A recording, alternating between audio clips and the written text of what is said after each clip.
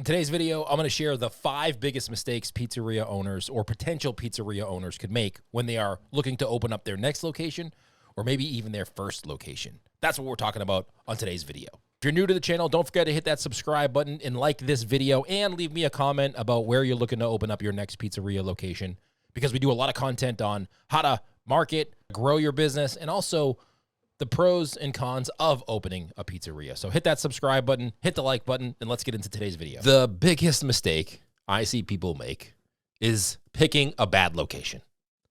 Now, these are in no particular order. I'm just kind of going through these. But a bad location can be devastating to a business. And I talked to Alex from Hot Tongue Pizza. That was our last video that we did. It's up now if you want to go watch that. And the location doesn't necessarily mean it's bad because of where it's located in the city, although that could be a big part of it. But it's also like what it takes to open it. And Alex found a pizzeria that was a former Subway. And he's like, you know what? This is going to be a great way to kind of convert this into a pizzeria. It was a former Subway. You know, they've probably done their research. The location has good foot traffic in that. And he got into it, and it ended up costing him way more money than he thought to build it out to what he wanted it to do. So when you pick a location, yes, you want to be in a town that has not a lot of competition, but you also want to be in a town or a place where you can start for as little money as possible. And sometimes when you're in a really high traffic area, the rent's going to be really expensive, or the real estate's going to be really expensive for you to buy, and you're going to spend so much money to get started. You're going to put yourself in this huge hole before you even get started. So picking the right location for your business is probably the number one mistake that people make, because it's like where you start. Some tips for picking out a good location is you want to have competition, but you don't want to have too much competition. You want to look for a place where people like pizza, right? There's probably some pizzerias in there, but there's pizzerias that you can do better than. If you go into a town or a city and there's a couple pizzerias that are super busy and they have great product, it's going to be hard for you to go into that town and start to compete with them. You may be able to do that, but it's going to be very hard to compete with places that have been around forever that actually have a good product. There are towns and cities that have places like that, and their pizza sucks. And you're like, you know what? I can make a better product than this. So if I can go into this location, they're super busy, their pizza sucks, mine's great, I can do a better job with branding and marketing and getting people in the door, and I can take that over, then that's a great location. But if their pizza's amazing and they've been there forever and they have a great community built around their pizzeria, it's going to be hard for you to kind of take part of that business away from them. So that's something else you want to think about when you're moving into a new location. And that goes into number 2, the competition. If there's a ton of pizzerias in that area, it's going to be hard for you to compete. And a mistake I see a ton of pizzerias make is they go into a place with high competition and then they complain about having to compete on price. Because if you don't have a unique product, if you're kind of just the same as everybody else, you're going to have to compete on price. Because if your pizza is exactly the same as 5 other places in your area, all the customer is going to care about is how cheap they can get it for, not necessarily the quality of ingredients. So you have to come at it from a different angle and say, all right, let me research the competition in the area. What kind of pizza do they serve? Do they do delivery? Do they have a dining room? What kind of product is it? Is it a good product? Is it a bad product? What are the reviews saying? Can you go in there and compete with that pizzeria on a higher level? And make it so not only is your product better, but it could be competitively priced. If you come into a market and there's 5 cheap pizzerias in there, and you come in with this pizzeria that's $30, you may have a hard time converting those people. There may be a reason why there's no expensive pizzerias in that area. So you have to look at the demographic as well. So there's a lot of things you have to look at, and a lot of things that you need to take a step back and say, all right, let me do my research. I know I'm excited. I know I want to open a pizzeria. But you don't want to rush into opening a pizzeria if it's not the greatest area and there's a ton of competition. On the flip side, if there's no pizzerias in the area and it's a small town, that may also be a sign that says, you know what? There's only, 5,000 people in this town and there's no pizzerias. That could be an opportunity, but it also could be a sign that nothing has been able to be successful there. In that scenario, you may want to start small. And the great thing about 2024 is that you can start small. You can open a pop-up. You can do a trailer. And you can start without a footprint in that area, a physical location, and you can start selling pizza to the people in that area, engage the interest. And I would always start that way. I know we joke about it over on Instagram about people starting with an uni and like just liking making pizza. Then they buy an uni and they sell a couple and then they want to open a pizzeria. And that is the progression of owning one of these pop-ups. But it's a great way to start because it's a minimal investment and a minimal time consumption for you in order to be able to do that. So that's a great way to start. All right, let's move on to the next one. The next one is quality. This one is tough because quality is very subjective. You know, I've done stuff where I've posted about how I think Costco pizza is trash. And people have messaged me and be like, Costco pizza is great. What do you expect for $1.50? And I get it. I don't expect much for $1.50. But I do expect to put things into my body that have high quality and they're not crap. And I don't care how cheap it is. I don't want to put crap into my body. So if you are going to do a high quality product, which every pizzeria says they do, you do want to make sure that the area can afford what you're trying to do. If you are a Neapolitan pizzeria in an area that isn't necessarily able to afford a $20 12-inch pizza, then that may not be the type of pizzeria you want to open in that area, or go somewhere else. But there's a lot of things that come into opening a pizzeria or a second location. Says, all right, I need to look at the demographic. And listen, trust me, I made this huge mistake myself. We took our first pizzeria and copied it. Everything, the menu, pretty much the layout, the training, the systems, we copied everything and we put it into a different town, and it did not work as good because it was just a different environment. It was not a city, it was a town. It had different regulations, it had different operating procedures, it had different clientele, and we did not take that into consideration. We just said to ourselves, you know what? The first place is very successful. If we open this second place and do exactly what we did in the first place, it's going to be great. And it wasn't. It was okay, but it wasn't what we expected it to be. And it ended up not being the best thing that we should have did. But hey, you know what? We learned from that experience, and moving forward, we learned a lot, and we didn't do those things again.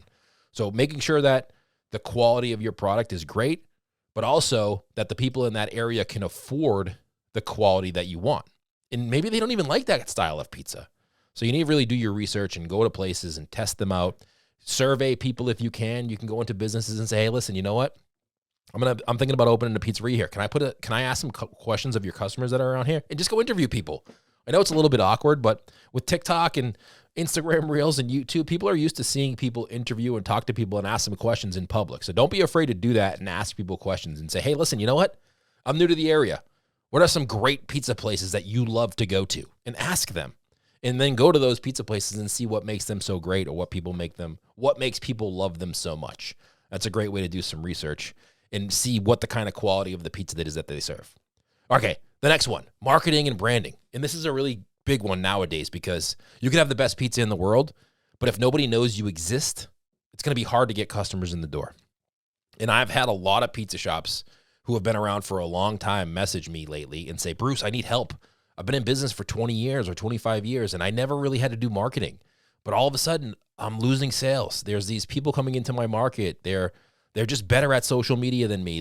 They know how to create a buzz, and they're taking customers away from me, and it's really hard for me to compete because I've never really done marketing, and I don't know what to do. So marketing and branding is absolutely a necessity in 2024. I know that there's a lot of people who say, I don't use social media, but guess what? Those people are going away. As you move forward in life, 2025, 2026, 2030, 2035, the internet is not going away. And the people that use the internet are going to continue to grow, and the people who don't are going to die. Okay? I know that sucks to say, and it's not something that everybody wants to hear, but the people who don't use the internet are generally older people. And as you move through time, those older people are going to be less, and the younger people who do use the internet are going to be more. It's just facts. The math doesn't lie. So when it comes to marketing and branding, you need to make sure that when you open your pizzeria, you have a marketing strategy and a brand. The brand doesn't necessarily mean a logo. It means like, what is your business about? How are customers greeted? What is the inside of the culture like in your business? Like, that's the brand. Everything that goes along with that, not just the logo or the color scheme. Those matter, but they're not as important as how a customer is going to feel when they come into your business. So that's branding. Branding is what customers say to other customers when you're not around. How they talk about your business, that's your brand, not your logo. And also, how do you get the word out to other people? what do you do in order to create a buzz for when you open that location? I think you should start a little bit early. You should start promoting the fact that you're building out your pizzeria. If it's a second location, talk about it in your first location. If it's a new location, start doing videos about you opening or the construction or the behind the scenes of you operating. And then also create videos about you creating recipes for pizza that is going to be on the menu for them to order when it's ready to launch. And then another thing that's not on this list here, but I do think you should do is be careful of when you have that opening day. What you don't want to do is have a new location, open up to the public and be like, hey, we're open, and you didn't really open at all before. And then you're going to get flooded with customers and they're not going to have the greatest experience. So start slow. Start with a soft opening for friends and family. Maybe open on a Monday or Tuesday so it's not the busiest day of the week. Don't open on a Friday. We made that mistake and it was just chaos. And that chaos in the beginning is hard to fix. If someone comes into your business for the first time and they don't have the greatest experience in the world, it's hard to get that experience out of their head. And as many times as people say, hey, you have to give a new business a little time to adjust and get used to being in business, the average customer doesn't see that. They say, you're open, you should have your shit together. If you don't, they remember that. So when it comes to marketing and branding, make sure that you have that in place. Your marketing needs to be strong. Your brand needs to be in place, but you also need to be ready to fulfill those promises that you've made with the marketing and the branding when the customer comes into your business for the first time. And the last thing I'm going to talk about here for the mistakes that I see people make is not being financially responsible, whether that is expectations for costs. Like when you're building out a pizzeria, it's going to cost you way more than you think it's going to, and it's going to take you a lot longer than you think. Talked to a lot of people recently that says, you know what, 20, 30% more than the initial cost was or thought to be. That's what it actually costs. And it takes 2, 3, 4, 5 months longer to open than you think. Like contractors are funny, right?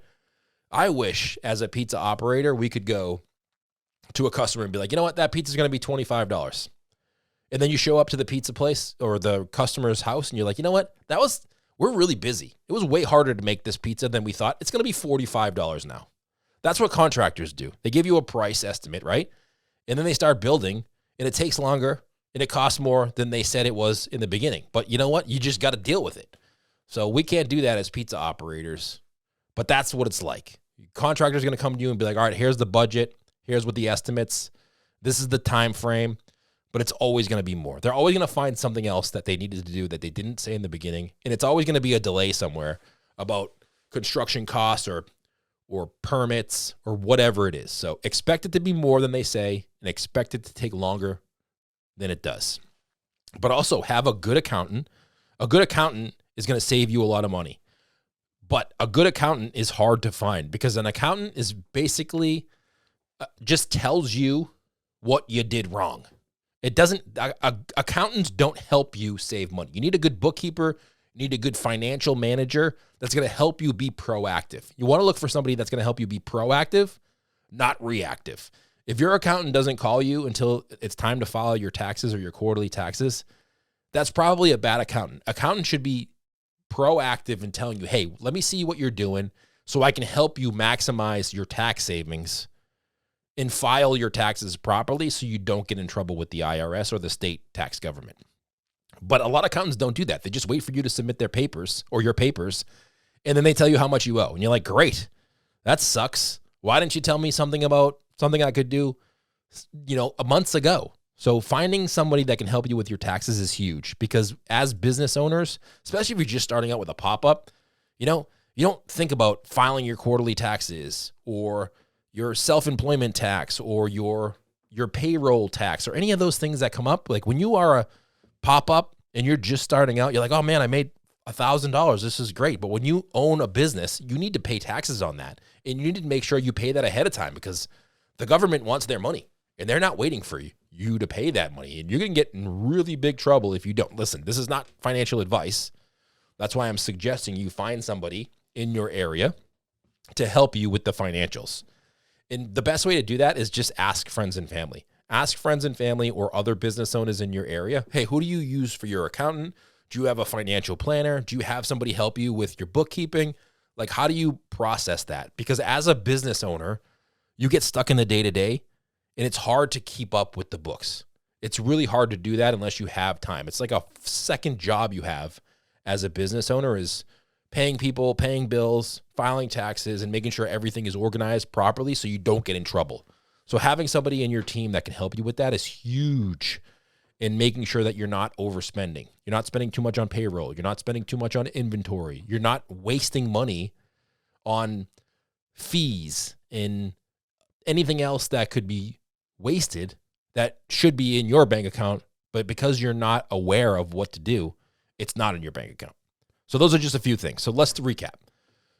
If you are opening a second location or your first location, the location is the destination. It's got to be really good. It's got to be a good foot traffic. You want to have a lot of cars available for you, and you want to make sure that there's enough people in the area to sustain a good quality business. Number 2, competition. Is there competition? If there is, can you be better than them? If there isn't, why isn't there any pizzerias in that area? That's got to be a red flag if there isn't. Number 3, quality. You have to have a quality product. Learn how to make a good pizza. There's so many books available, YouTube videos, and classes that you can take to go learn how to do a business. I talked to Andrew, the guys from New York Brick Oven Pizza. They have a great class that you can take to go in there, and you work in a pizzeria before you get started. They show you how to make dough. They show you the process, but then you also work in their pizzeria making pizza, and it's a great way to kind of learn how to make a quality product before you get started. Number 4, marketing and branding. Branding is what people say about your business when you're not around. Marketing is what gets people into the door.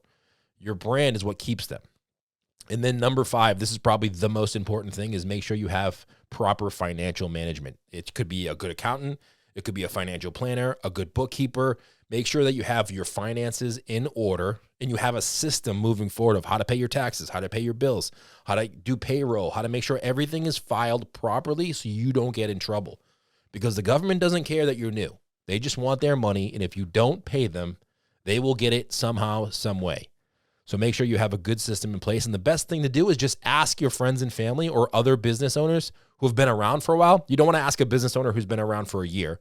Maybe ask the business owner who's been around for 5 or 10 years because they've obviously done their thing right because they've been there for 5 or 10 years. Hey, who's your accountant? Do you have a financial planner? Who does your bookkeeping? How do you organize all of your payments and all of that? And just ask them how they do it, and see if you can hire the person that helps them with that. So those are the things that I would look out for, mistakes to avoid when you're opening your next pizza shop. Hopefully that was valuable. I know I talk a little fast. I'm from Boston, so you got to talk a little fast on this podcast here. But those are the mistakes that I've made. We've done a whole bunch of episodes with people, and those are just the 5 most important things that I think of when I think to myself, Bruce, do you want to open a pizzeria? Punch myself right in the face after I say that. But then you know what? I'm like, you know what? Maybe I do. And these are the things that I would look out for. I want a good location. I want there to be a little competition, but not an amazing amount of pizzerias. I want to have a quality product. I'm going to be the best marketing and make sure my brand is on point. And then I'm going to hire someone to do the finances for me because that's just not something I enjoy doing. And I want to make sure it's done right. So if you have a question, comment, anything I should add to this, or maybe you have something else that you've learned over the